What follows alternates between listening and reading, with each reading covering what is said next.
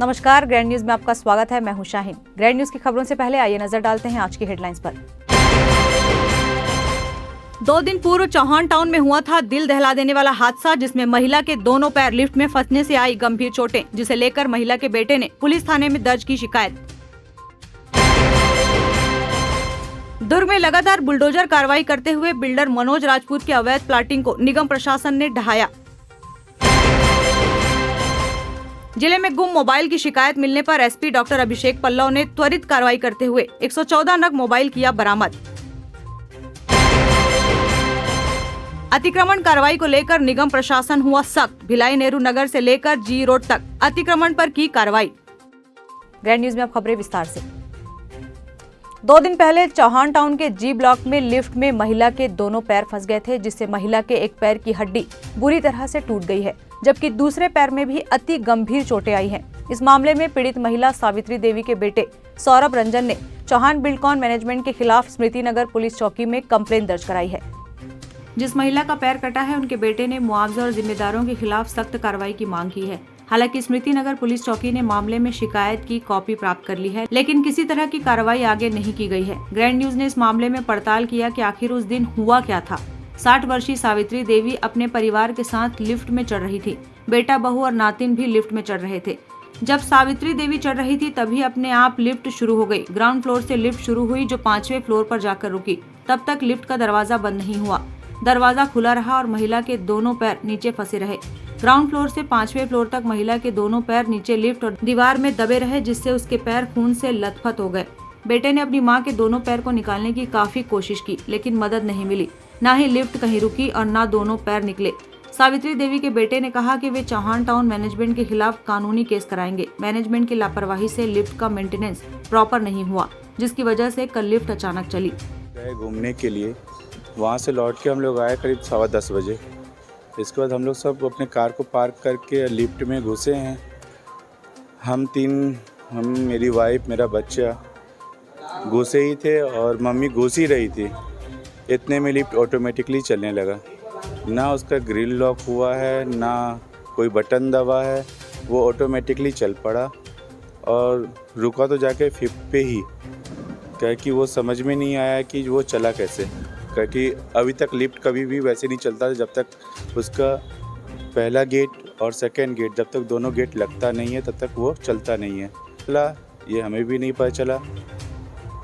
Lift कम से कम 2 से 2.5 साल से ख़राब है, पर साल भर से कुछ ज़्यादा ख़राब थी।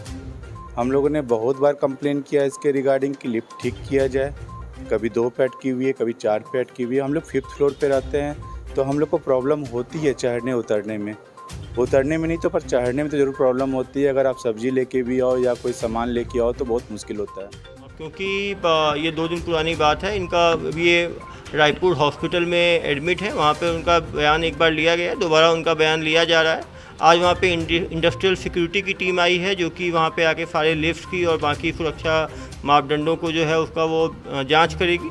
एक बार इंडस्ट्रियल सिक्योरिटी की रिपोर्ट आती है, जो प्रार्थी का बयान स्पष्ट हो जाता है, तो उसके बाद जैसी बातें सामने आएंगी वैसी कार्रवाई की जाएगी। ग्रैंड न्यूज के लिए अतुल शर्मा की रिपोर्ट। दुर्ग जिले में लगातार बुलडोजर कार्रवाई की जा रही है। इसी के तहत बिल्डर मनोज राजपूत के प्लाटिंग को अवैध प्लाटिंग बताकर नगर निगम प्रशासन ने बड़ी कार्रवाई करते हुए बनाए गए बाउंड्री वॉल को गिरा दिया। लेकिन मनोज राजपूत का कहना है कि पटवारी के द्वारा जबरदस्ती ये कार्रवाई की जा रही है। आपको बता दें, मनोज राजपूत ने बाईपास के पास खड़े इलाकों में मनोज राजपूत लेआउट के नाम से प्लाटिंग की है। मनोज राजपूत का कहना है कि मेरा प्लाट अवैध था, तो लेआउट रेरा अप्रूव्ड प्रशासन द्वारा क्यों दिया गया? इतने सालों से प्लॉटिंग है। पटवारी कमलेश सिंह राजपूत ने यह कार्रवाई करवा रखी है। लगातार हर जिले में हर जगह अवैध प्लॉटिंग हो रही है, फिर भी प्रशासन उस पर कोई ध्यान नहीं दे रहा है। जबरदस्ती पटवारी के दबाव पर यह कार्रवाई की गई। अवैध प्लॉटिंग की कार्रवाई को आज सुबह इन अधिकारियों के मार्गदर्शन में तहसीलदार, नगर निगम के भवन अधिकारी, स्वास्थ्य अधिकारी, अतिक्रमण प्रभारी के साथ ही सुरक्षा की दृष्टि से मोहन नगर थाना प्रभारी एवं दुर्ग थाना प्रभारी पूरी टीम के साथ उपस्थित थे। महिला पुलिस बल भी मौके पर उपस्थित रही। निगम आयुक्त के अनुसार लगभग 50 एकड़ जमीन में बाउंड्री वॉल व उनमें निर्माण, मेन गेट तथा अंदर बने कई स्थानों में निर्माण हो चुके सड़कें एवं कच्चे मकानों को जेसीबी के माध्यम से धराशाही किया गया। नगर निगम की टीम के साथ साथ राजस्व विभाग एवं टाउन एंड कंट्री प्लानिंग की टीम के द्वारा पूरे जोश और मुस्तैदी के साथ अवैध प्लाटिंग हटाने की कार्रवाई को अंजाम दिया गया। कलेक्टर का कहना है कि लगातार जिला प्रशासन अवैध प्लाटिंग को लेकर कार्रवाई कर रहा है। इसके चलते आज भी कार्रवाई की गई। विगत यहाँ कई वर्षों से प्लाटिंग हुआ है और यहाँ जो एक टीएनसी से बढ़कर है, जो 30 फीट 40 फीट 50 फीट रोड है, ये यहाँ पर देखिए आपको बहुत सारे मकान भी बन चुके हैं और मकान भी बन रहे हैं। यहाँ रंजिश बस है। आप सभी को बताना ये चाह रहा हूँ, इसमें 60 गांठ के साथ हो रहा है, जिसमें यहाँ का मौजा सिकोला आता है।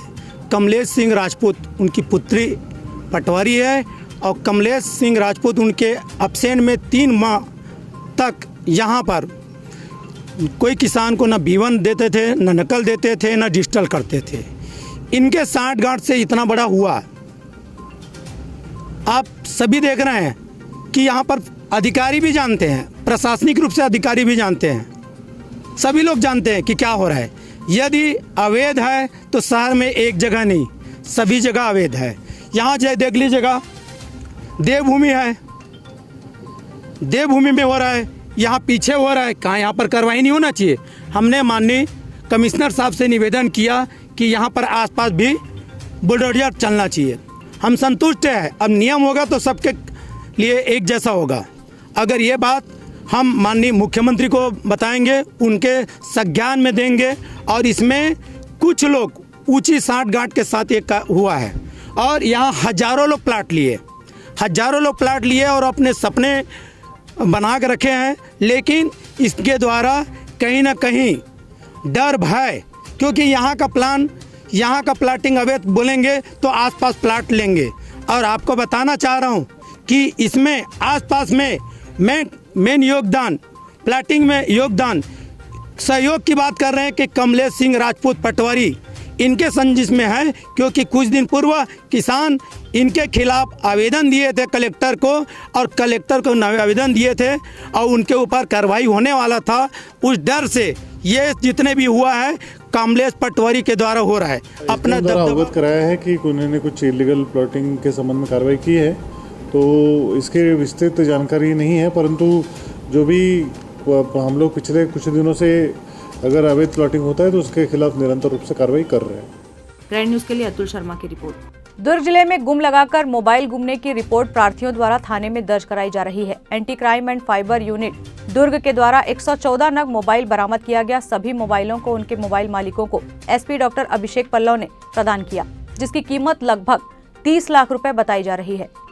वरिष्ठ अधिकारियों के निर्देशानुसार वर्ष 2021-22 के गुमे हुए मोबाइलों से संबंधित आवेदन पत्रों के आधार पर अभियान चलाकर अथक मेहनत एवं लगन से anti crime and cyber unit team द्वारा भिलाई, राजनांदगांव, बालोद, बेमेतरा एवं रायपुर क्षेत्रों में चल रहे कुल 114 नग विभिन्न कंपनियों के मोबाइलों जुमला कीमती तकरीबन 30 लाख रुपए का बरामद किया गया, जिसे संबंधित आवेदकों को विधिवत वितरण किया जा रहा है। उक्त कार्रवाई में anti crime and cyber unit team की उल्लेखनीय भूमिका रही। एसपी के निर्देश पर दुर्ग पुलिस के social account Facebook, Instagram, Twitter पर बरामद मोबाइल के IMEI नंबरों की लिस्ट अपलोड की जाएगी, जिसे मिलान कर संबंधित mobile Swami anti crime and cyber unit कार्यालय सेक्टर 3 से अपना मोबाइल प्राप्त कर सकते हैं।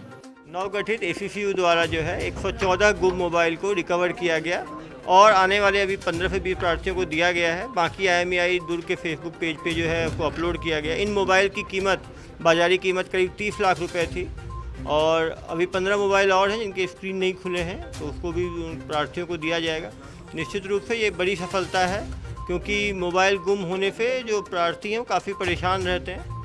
लोगों से मेरी अपील भी है कि जब भी मोबाइल वो ख़रीदें तो उसका IMEI नोट करके रखें, जिससे कि गुम होने पे तुरंत IMEI के साथ वो पुलिस को जो है थाने में इसकी इतला कर सकते हैं। जल्दी इतला करने पे मोबाइल को रिकवर करना आसान रहता है। ग्रैंड न्यूज के लिए अतुल शर्मा की रिपोर्ट। भिलाई नेहरू नगर से G रोड तक किए गए अतिक्रमण को नगर निगम द्वारा हटाया गया व बेतरतीब ढंग से दुकानों के बाहर रखे गए वाहनों पर भी कार्रवाई की गई। नगर निगम प्रशासन, जिला प्रशासन व यातायात विभाग के संयुक्त तत्वाधान में भिलाई में लगातार अतिक्रमण हटाओ कार्रवाई की जा रही है और अतिक्रमण करने वालों के अवैध कब्जों को हटाया भी जा रहा है। इसी के तहत बुधवार को भी नगर निगम का बुलडोजर भिलाई के नेहरू नगर से लेकर G रोड तक चला जहां पर सड़क के किनारे बेतरतीब ढंग से रखे गए वाहनों को निगम ने कब्जे में लिया व उनके खिलाफ चालानी कार्रवाई करते हुए दुकानों के बाहर सड़क के किनारे खड़े ठेले खोमचे वालों पर भी चालानी कार्रवाई की गई। यातायात को सुगम बनाने के लिए निगम प्रशासन द्वारा लगातार कई दिनों से इस तरह की कार्रवाई की जा रही है। जनसंपर्क अधिकारी पीसी सारवा ने मीडिया को बताया कि लोगों को बार बार समझाइश दी जा रही है, लेकिन लोग बाज नहीं आ रहे हैं, इसलिए वर्तमान में ऐसे लोगों पर लगातार कार्रवाई की जाएगी। देखिए, नेहरू नगर चौक से जी रोड का जो पैरेलल एनएच के बगल में जो पैरेलल जी रोड है और सर्विस रोड है, इसके बगल में जो वाहने हैं बेतरतीब तरीके से जो खड़े करते हैं और इसके अलावा कंडम वाहने हैं और यहाँ पर जो स्थायी वाहने हैं जो बहुत पुराने ज़माने से खड़े हुए हैं जिनका कोई उपयोग नहीं है, ऐसे वाहनों को हटाने का काम जो है निगम प्रशासन और ट्रैफिक पुलिस के समन्वय से माननीय आयुक्त महोदय के निर्देश पर किया जा रहा है और जिला प्रशासन के निर्देश पर किया जा रहा है। अभी जो है ये संयुक्त रूप से जो कार्रवाई हो रही है उसमें चालानी कार्रवाई भी ट्रैफिक पुलिस के माध्यम से किया जा रहा है, जिसमें जो वाहने सर्विस रोड के किनारे रखी हुई हैं, जहाँ पे पार्किंग में जहाँ पर रखना था वहाँ न रख के जो बेतरतीब रखे हैं उसका चालानी कार्रवाई हो रही है। इसके साथ ही जो अवैध रूप से ठेले लगा के रखे हुए हैं या अवैध रूप से जो अतिक्रमण है उसको हटाने की कार्रवाई कर रही है। और इसके अलावा इसका जो उद्देश्य है, मेजर जो उद्देश्य है, अभी मानसून का समय है, मानसून के समय में जो है नालियों की सफाई का जो कॉन्सेप्ट है जी रोड के बगल का, सर्विस रोड के बगल का, ये इन सब और दुर्घटनाओं को रोकने के लिए पार्किंग व्यवस्था अभी वर्तमान में जो बनानी है उसके लिए, क्योंकि फ्लाईओवर का जो काम चल रहा है तो अभी पार्किंग व्यवस्था भी उसमें सुनिश्चित करनी है। कई दफ़ा इसमें निगम ने समय समय पर अभियान चला करके कार्रवाई की है और आज अभियान की जो शुरुआत हुई है वो जहां तक भी कर पाएंगे जो टीम है वहां तक करेंगे। इसके अलावा भी ये अभियान जो है जारी रहेगा। विगत हफ्ते भर से जो है अवैध अतिक्रमण, अवैध काटिंग को लेकर के जो है निगम प्रशासन सख्त रूप से कार्रवाई कर रही है और जो बारंबार निर्देश देने के बाद भी जो अवैध ठेले हैं, गुमटी है, जो हटा नहीं रहे हैं, उनको निस्तेनाबूद करने का भी काम चल रहा है ताकि वो दोबारा न लगा सकें। शहर को व्यवस्थित करने के लिए, शहर को स्वच्छ और सुंदर बनाने के लिए अतिक्रमण अभियान जो है, अतिक्रमण विदग्धि का जो अभियान है वो निगम क्षेत्र में टीम वर्क के साथ में हटाया जा रहा है। हाल ही में सुपेला संडे मार्केट में भी कार्रवाई की गई थी। ट्रैफिक व्यवस्था सुनिश्चित करना भी जो है निगम प्रशासन और हमारा जिला प्रशासन के मार्गदर्शन का काम है, तो इस पर जो है प्रमुखता से फोकस करते हुए अभी जो अभियान है वो निरंतर जारी। ग्रैंड न्यूज के लिए भिलाई से हर्ष सोनी के साथ वीना दुबे की रिपोर्ट। दुर्ग के खालसा पब्लिक स्कूल में शिक्षक कला व साहित्य अकादमी छत्तीसगढ़ के द्वारा शिक्षा महोत्सव का आयोजन किया गया, जिसमें छत्तीसगढ़ के विभिन्न जिलों से शिक्षकों ने कला एवं साहित्य का विशिष्ट प्रदर्शन किया। साथ ही चयनित शिक्षकों का सम्मान समारोह का आयोजन भी किया गया। इस अवसर पर शिक्षिका प्रज्ञा सिंह ने बताया कि आयोजित कार्यक्रम में विद्यार्थियों ने अपनी प्रतिभा का प्रदर्शन किया एवं ये कार्यक्रम छत्तीसगढ़ के लिए गौरव का विषय रहा। ये 2 दिवसीय कार्यक्रम जो हमारे शिक्षा के द्वारा कराया जा रहा है, इसमें पूरे प्रदेश के शिक्षक आए हुए हैं जो कि हर कला में पारंगत हैं और उनकी प्रस्तुतिकरण जिला के अनुसार हो रही है। और इसमें सम्मान समारोह भी है। पिछले 2021 और 2022 में जो चयनित शिक्षक हैं उनका सम्मान किया जाएगा। मुझे शिक्षा के क्षेत्र में सम्मानित किया जाएगा आज के समारोह में।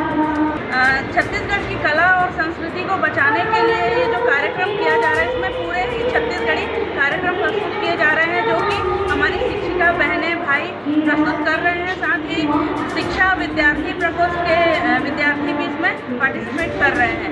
और अभी कल छत्तीसगढ़ी फैशन शो भी आयोजित किया गया है, जिसमें कोरबा जिले से विनर घोषित हुई हैं। और इसके साथ ही छत्तीसगढ़ की जितनी भी कला और संस्कृति है वो इस महोत्सव के माध्यम से बताया जा रहा है। ग्रैंड न्यूज के लिए दुर्ग से नवीन दिल्लीवार की रिपोर्ट। वक्त है एक ब्रेक का, आप देखते रहिए ग्रैंड न्यूज। मैं जब अपने बालों को कोम करती थी तो मेरे काफ़ी ज़्यादा बाल कोम्बिंग से टूट जाते थे और सीजनल चेंजेस की वजह से डैंड्रफ भी होता था। फैमिली में भी कुछ लोगों को ये प्रॉब्लम थी। तब मुझे मेरी फ्रेंड ने वास्तु गुरुजी हेयर ऑयल सजेस्ट किया, जिसके सिर्फ 2 यूजेस बाद ही मुझे ऐसा लगा जैसे मेरी स्कैल्प क्लीन महसूस हो रही है और सिर्फ 4 वॉशेस बाद ही मेरी हेयर फॉल और डैंड्रफ की प्रॉब्लम ऑलमोस्ट जड़ से खत्म हो गई। और इस ऑयल की सबसे अच्छी बात यह है कि ये होममेड है और उससे भी अच्छी बात यह है कि ये वर्क करता है।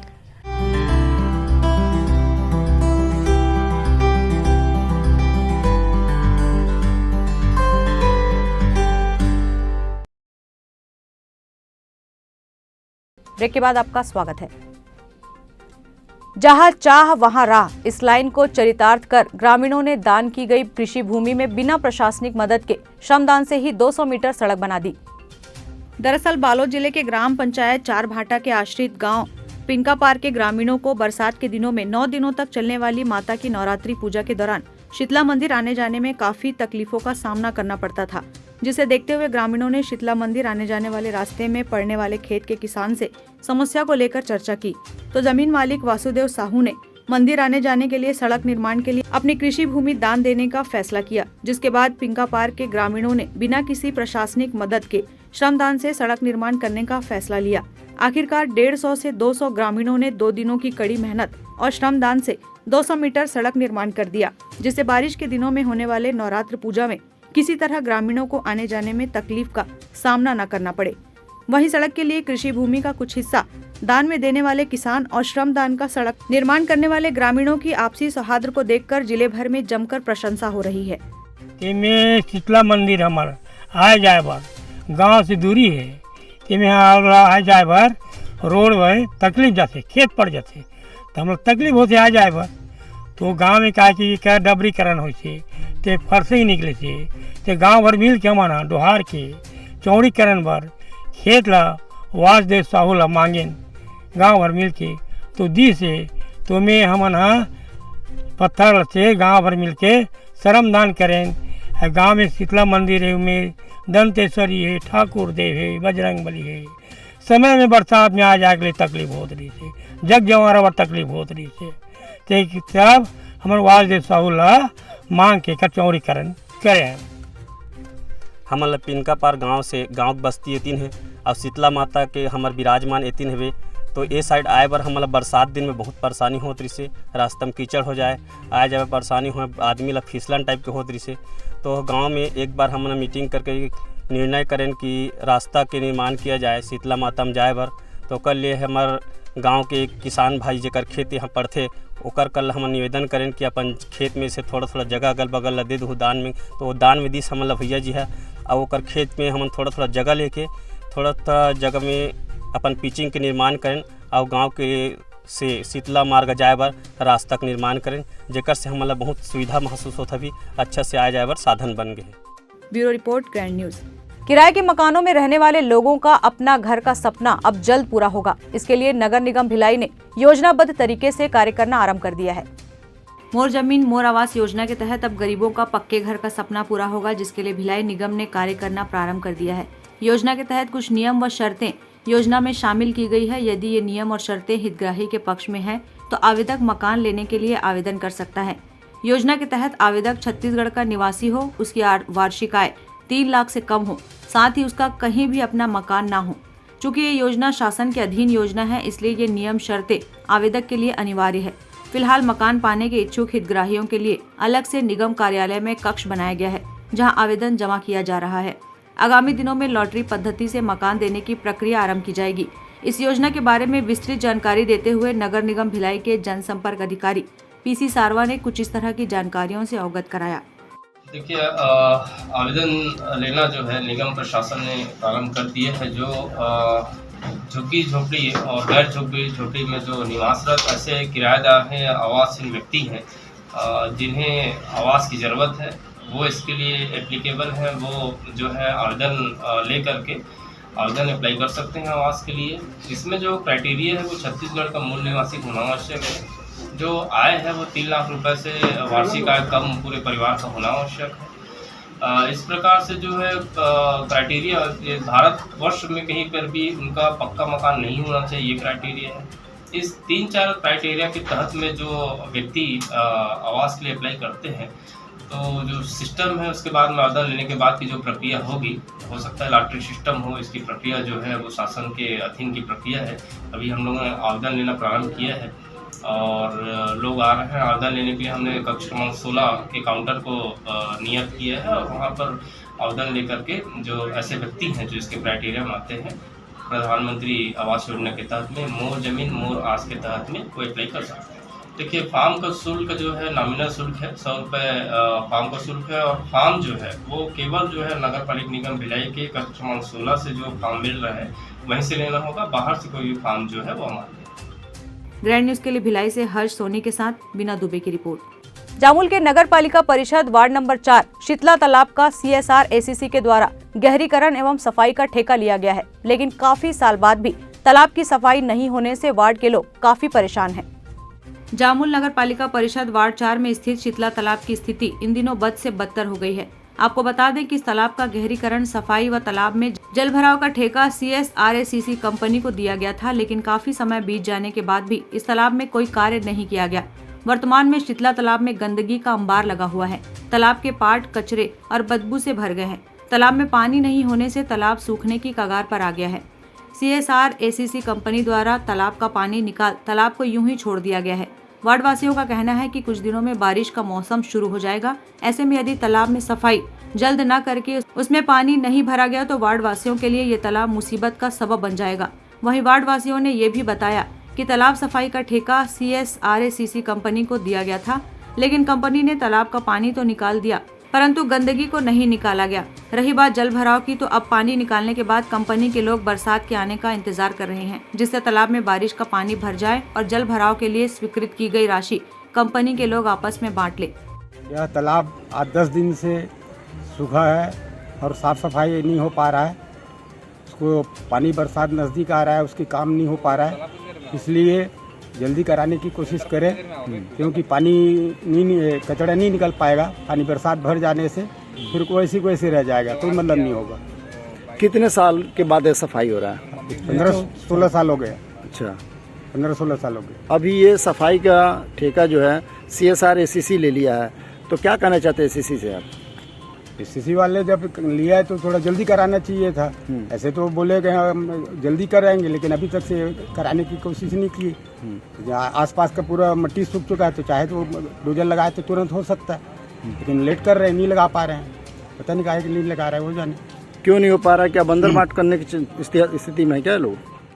हो गया इस पुराना तालाब को सफाई हुए, गंदगी से इतना आटा पड़ा हुआ है और 10-12 रोज हो गया अब तालाब सूखा हुआ।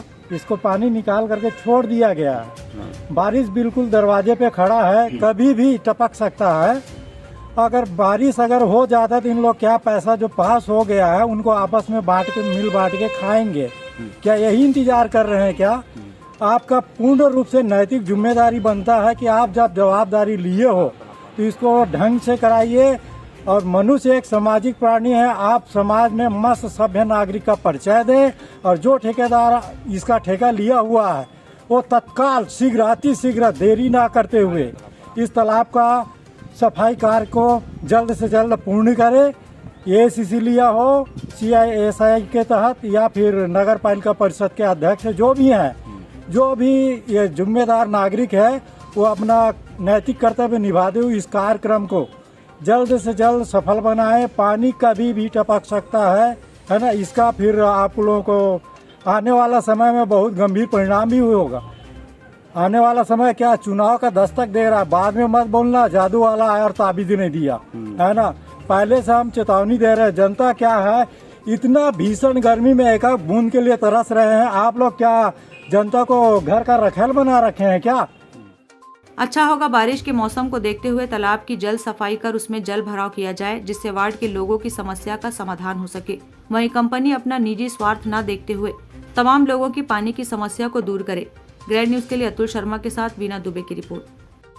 केंद्र सरकार के 8 वर्ष का कार्यकाल पूर्ण होने पर भारतीय जनता पार्टी द्वारा विभिन्न आयोजन किए जा रहे हैं। इसी के तहत राजनांदगांव में आज गरीब कल्याण जनसभा का आयोजन किया गया। प्रधानमंत्री नरेंद्र मोदी के नेतृत्व में केंद्र सरकार के 8 वर्ष का कार्यकाल पूरा होने के अवसर पर भारतीय जनता पार्टी के द्वारा विभिन्न आयोजन किए जा रहे हैं और केंद्र सरकार की जन कल्याणकारी योजनाओं को जन जन तक पहुंचाया जा रहा है। केंद्र सरकार की महत्वाकांक्षी गरीब कल्याण योजना के तहत आज राजनांदगांव शहर में भारतीय जनता पार्टी के द्वारा गरीब कल्याण जनसभा का आयोजन किया गया। इस आयोजन में भारतीय जनता पार्टी के राष्ट्रीय उपाध्यक्ष एवं छत्तीसगढ़ प्रदेश के पूर्व मुख्यमंत्री डॉक्टर रमन सिंह शिरकत किए। डॉक्टर रमन सिंह ने कहा कि पूरे देश में उत्साह का वातावरण है, गरीबों के लिए आवास बन रहे हैं और उनके लिए चावल, पेयजल, बिजली, शौचालय की व्यवस्था हो रही है। उन्होंने कहा कि इन सारी योजनाओं को 70 साल में कांग्रेस नहीं कर पाई, जो आज भारतीय जनता पार्टी की सरकार कर रही है। 8 साल पूरे होने के उपलक्ष्य में राष्ट्रव्यापी अभियान चल रहा है। गरीब कल्याण और हितग्राही सम्मेलन के इस आयोजन में हम सब उपस्थित हैं और मुझे लगता है कि आज पूरे देश में जो उत्साह का वातावरण है, देश में आज गरीबों के लिए आवास बन रहा है, उनके लिए पेयजल की पानी की शुद्ध व्यवस्था हो रही है, उनके लिए बिजली की व्यवस्था हो रही है, उनके लिए शौचालय की व्यवस्था हो रही है, गरीबों के लिए खाने के लिए चावल की व्यवस्था हो रही है। इन सारी योजनाओं को 70 साल कांग्रेस नहीं कर पाई, उसको बीजेपी कर रही है। कांग्रेस अभी दिल्ली में नाटक कर रही है। गरीब कल्याण जनसभा में शामिल होने पहुंचे डॉक्टर रमन सिंह ने नेशनल हेराल्ड के मामले को लेकर कहा कि कांग्रेस अभी दिल्ली में नाटक कर रही है। उन्होंने कहा कि ईडी ने यदि राहुल गांधी और सोनिया गांधी को बुलाया है तो उन्हें अपनी बात साफ रखनी चाहिए और गड़बड़ी नहीं है तो डरने की जरूरत नहीं है। नेशनल हेराल्ड के मामले में जिस प्रकार कांग्रेस धरनाधरी आंदोलन कर रही है कि चोर मचाए शोर, यदि जाके ईडी ने यदि बुलाया है तो राहुल गांधी को, सोनिया गांधी को अपनी बात साफ रखना चाहिए। यदि गड़बड़ी नहीं है तो उसमें डरने की जरूरत नहीं है। और कांग्रेस 2000 करोड़ रुपया बचाने के लिए आज हल्ला कर रही है। कांग्रेस सिर्फ और सिर्फ एक परिवार को बचाने के लिए कांग्रेस पार्टी काम करती है। एक पार्टी के इशारे में सब काम होता है। आज देश से उनको लेना देना नहीं है। 2000 करोड़ रुपया का नेशनल हेराल्ड, ये क्या प्राइवेट संपत्ति हो गई? ये कांग्रेस की प्रॉपर्टी थी। इस विषय को लेकर ईडी ने उसमें पूछताछ की। राजनांदगांव शहर में भारतीय जनता पार्टी के द्वारा आयोजित गरीब कल्याण जनसभा में भारतीय जनता पार्टी के पदाधिकारी और कार्यकर्ताओं के अलावा इस योजना से जुड़े हितग्राही भी शामिल हुए। इस जनसभा के दौरान भारतीय जनता पार्टी के वक्ताओं ने गरीब कल्याण योजना के संबंध में हितग्राहियों को जानकारी दी। गरीब कल्याण जनसभा के अवसर पर छत्तीसगढ़ प्रदेश के पूर्व मंत्री केदार कश्यप, संजय श्रीवास्तव, प्रदेश भाजपा प्रवक्ता नीलू शर्मा, जिला भाजपा अध्यक्ष मधुसूदन यादव, भारतीय जनता पार्टी के वरिष्ठ नेता खूबचंद पारक सहित अन्य पदाधिकारी और कार्यकर्ता उपस्थित थे। Bureau report, grand news. Grand news की खबरों में फिलहाल इतना ही। अब इजाजत दीजिए। नमस्कार।